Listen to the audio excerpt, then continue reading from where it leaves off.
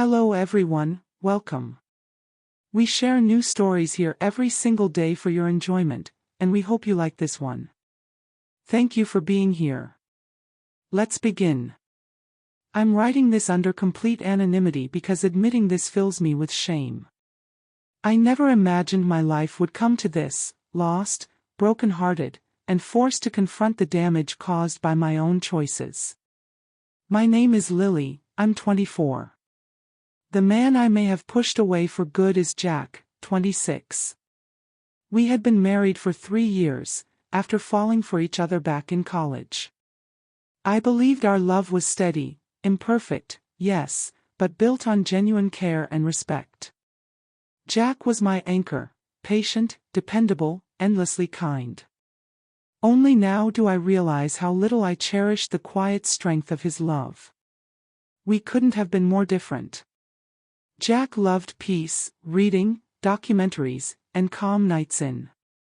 I was loud, outgoing, always chasing fun and excitement. Yet he never tried to dim my energy.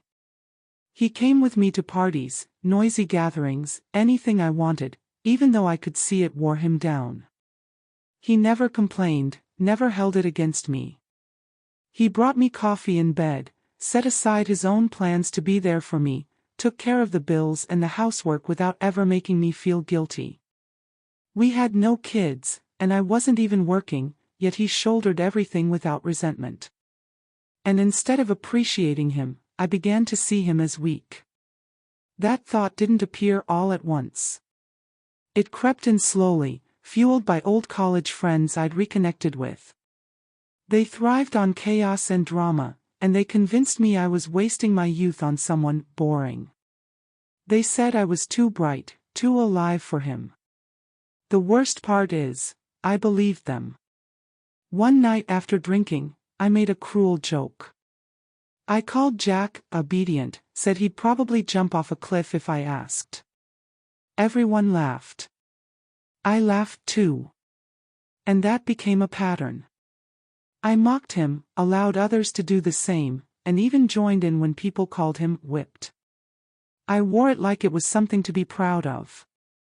But Jack never snapped back. Even when he overheard, even when I humiliated him in public, he stayed calm and kept loving me. I mistook his kindness for weakness, and I convinced myself he'd never leave, no matter what I did. I couldn't have been more wrong. The breaking point came at a neighborhood barbecue. Jack was at the grill, like always, making sure everyone had food, smiling despite the heat.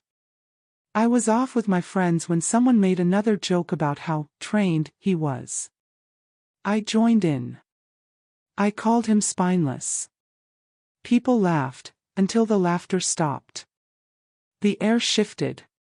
That's when I turned and saw him standing there with a plate in his hand.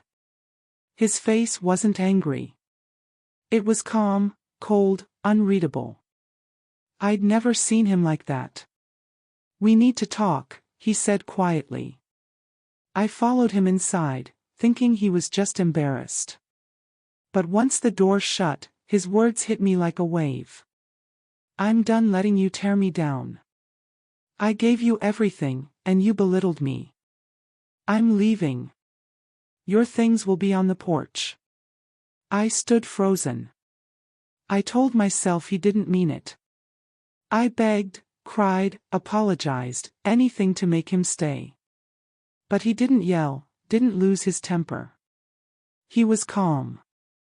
And that calm told me everything. He had reached his limit. "You don't get to humiliate me and expect me to keep coming back," he said. I told him I wasn't leaving. He looked me in the eye and, with no emotion at all, said if I stayed he would call the police. That's when I knew he meant it. The man I thought would never walk away had finally had enough. That night, I left with just a suitcase, tears streaming down my face as I passed the neighbors who had once laughed at my jokes. Not one of them spoke, not even the so-called friends who had encouraged me. Now I see they were never truly friends at all. It's been a few days. I'm at my parents' house. Jack hasn't answered a single message. Maybe he never will. I don't even know if I deserve the chance to fix it. All I know is this: I needed to write it down. I destroyed something rare. I broke a man who only ever loved me. I traded his loyalty for cheap attention. And now all I'm left with is silence and regret. Maybe I am a terrible person. But at least now I'm not lying to myself anymore. I did this, and I have to live with it. If you enjoyed this story, please like, share, and subscribe to World of Tales.